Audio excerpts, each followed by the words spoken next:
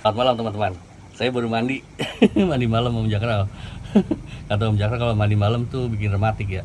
Enggak, ini saya mandi air hangat. Ini kan di Garut dan airnya dari gunung.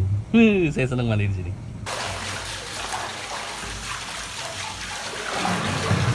Teman-teman, saya seneng banget mandi di sini. Karena kalau panas di sini tuh panasnya air dari gunung, bukan dari ini dipanaskan pakai heater, bukan. Ini panasnya memang asli original dari gunung, dari pegunungan. Saya dari kemarin keinget ceritanya Om Jila Channel. Kata Om Jila Channel, untuk bertahan di hobi ini kita harus bisa ngerakit drone, harus bisa elektronik, sehingga kita kalau kanibal apa segala macem gitu kita nggak perlu ngeluarin biaya besar gitu kan. Gitu. Kalau menurut saya itu belum benar, mungkin belum pas mungkin loh ya. Sebagai contoh nyatanya Om Jakral, coba tanya Om Jakral.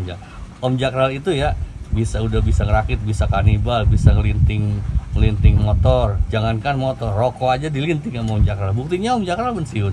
Nah gitu kan. Jadi bisa ngerakit dan bisa elektronik doang nggak cukup untuk kita bisa bertahan di hobi ini. Bahkan Catri sendiri, seorang profesional, bilang, kata Catri, waduh kayaknya Om saya mau berhenti aja, mau pensiun aja dari hobi ini karena udah mempengaruhi dapur. Saya tahu Catri merendah. Bukan itu masalahnya gitu. Oke, ya, kalau menurut saya pribadi ada 5 aksioma yang membuat kita bisa bertahan di hobi ini. Karena saya sendiri menjalani hobi ini udah kita 3 tahun dan sampai sekarang saya masih enjoy. Buktinya saya terbang terus kan, walaupun gak ada yang nonton. Gitu. Jadi ada 5 aksioma. Aksioma adalah suatu kebenaran atau pernyataan yang diterima secara umum dan tidak perlu pembuktian gitu. Lihat aja di internet tentang aksioma. Saya belajar aksioma itu waktu belajar tenis dulu gitu. Jadi aksioma itu adalah kebenaran umum yang tidak perlu diperdebatkan gitu. Ada 5 aksioma menurut saya, sehingga kita atau saya lah pada prakteknya bisa bertahan di hobi ini. Yang pertama adalah kita harus baik, punya penghasilan tetap di atas rata-rata, dan kita jujur. Itu yang pertama gitu. Kenapa kita harus punya penghasilan di atas rata-rata? Karena mahal. Biaya variabelnya untuk drone ini, apalagi waktu kita masih belajar, mungkin di atas 3 jutaan sebulan gitu. Jadi kalau penghasilan kita di bawah UMR, untuk menjalani hobi drone ini berat gitu. Itu jadi kita yang pertama itu harus baik, benar, baik, kemudian punya penghasilan di atas rata-rata. Kemudian juga kita harus jujur. Kenapa harus jujur? Karena kita ketika menyampaikan informasi pada teman-teman harus apa adanya. Kalau kita bilang ini cocok buat kamu, ketika mereka kecewa, dia musuhin kita gitu. Gitu nggak Mas Wadi kira-kira gitu?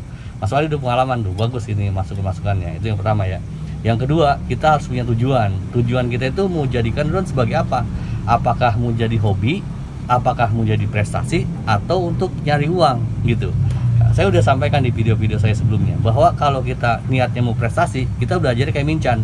Mincan itu, untuk teman-teman ketahui, belajar tuh dari umur 4 tahun, menghabiskan 12 jam sehari untuk latihan, dan lebih dari 100 baterai dicas lagi, mungkin bisa berapa kali gitu, 100 baterai sehari gitu.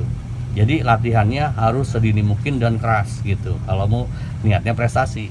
Nah kalau niatnya untuk cari duit, ya mungkin kita ngesut-ngesut video. Cuman kalau di kita, penghargaan orang untuk hasil karya itu rendah gitu. Buktinya orang karya-karya seni aja baik dibaca kok gitu. Jadi jangan terlalu berharap untuk mengharapkan uang.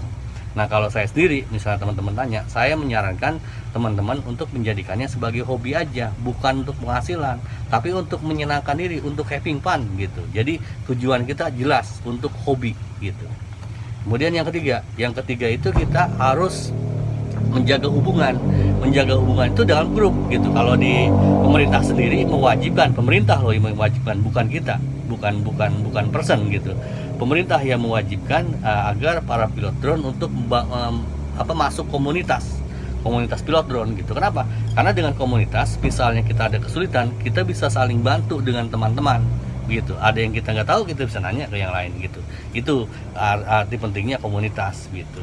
Yang mewajibkan tuh bukan sama kita ya, bukan manusia mewajibkan manusia, tapi yang boleh mewajibkan tuh hanya pemerintah dan Tuhan. Dan ketika Tuhan mewajibkan seseorang, manusia, umat untuk melakukan sesuatu, maka dijamin Contohnya kita yang muslim diwajibkan sholat, maka diberi fasilitas rezeki kita untuk sholat itu gitu kan, dan kita bisa sholat di mana saja di muka bumi ini. Semua muka bumi ini adalah masjid dan untuk beribadah kepada Tuhan gitu kan. Ketika pemerintah mewajibkan wajib belajar, wajib militer, maka pemerintah yang memfasilitasi anggarannya, warga negara tinggal melaksanakan aja. Kita manusia tidak boleh mewajibkan manusia lagi untuk kepentingan apa gitu kan. Paling sifatnya harus pun ketika harus, maka kita misalnya saya lah minta tolong ke anak, minta tolong dong beliin makanan di depan bapak, dan bapak itu ngasih uangnya kan gitu. Nggak bisa kita nyuruh ke anak beliin kopi atau apa, duitnya dari dia apaan gitu, nggak bisa begitu gitu. Kemudian yang keempat kita harus ikhlas. Mungkin teman-teman yang udah menjalani hobi ini lama tahu kan rasa keselnya gitu ketika gear kita rusak, gear kita hilang. Saya juga udah berapa kali kehilangan drone itu waktu terbang di sawah, di kebun, GoPro saya hilang, itu sakit hati gitu. Dari situlah kita belajar ikhlas gitu. Makanya yang keempat, kalau saya menyebutkan kita dilatih untuk belajar ikhlas.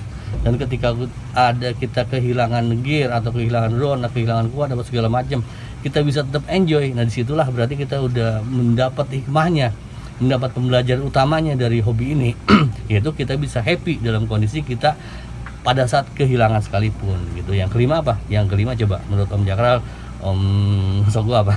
Yang kelima itu kita harus terus belajar gitu. Ini tuh dari dulu teknologi drone tuh sampai sekarang terus berkembang dan cepat sekali, pesat sekali perkembangannya. Sekarang udah di DJI Google udah versi 3 versi berapa tuh Cak?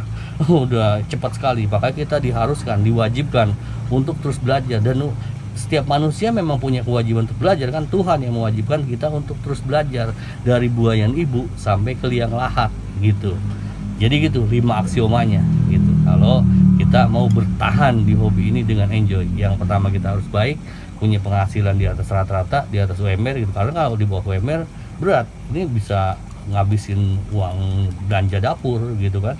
Terus kita tujuan mau apa? Mau prestasi dari kecil. Kalau mau latihan jadi prestasi, kalau mau hobi ya kayak saya, hobi yang penting enjoy gitu. Kemudian komunitas, kita ikut komunitas, jaga hubungan gitu. Kemudian yang kelima kita ikhlas ketika kita kehilangan kuat, ada kerusakan apa segala macam gitu.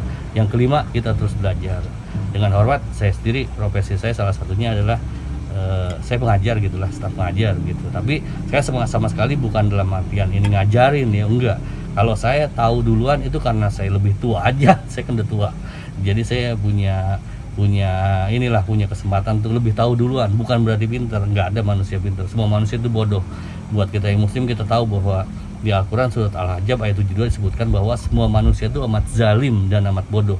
Jadi jangan pernah sebagai manusia kita merasa pintar. Kewajiban kita adalah terus berusaha dan terus belajar. Kira-kira begitu gitu.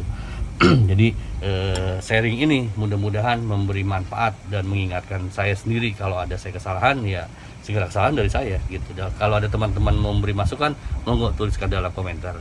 Terima kasih, selamat berakhir pekan, jaga kesehatan dan have fun.